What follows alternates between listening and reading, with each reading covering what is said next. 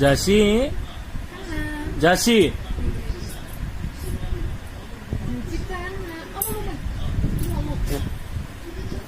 ఎవరు అవి? మమ్మీ రిషి రిషి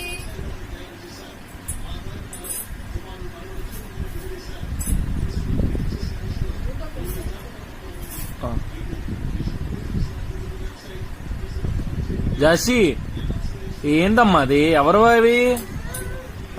మృదు ఆ క్లిప్ ఆ రబ్బర్ బ్యాండ్ తెచ్చి అందులో పెట్టు. ఆ డబ్బాలో పెట్టవన్నీ క్లిప్ అవన్నీ తీసుకొచ్చి ఇందులో పెట్టు.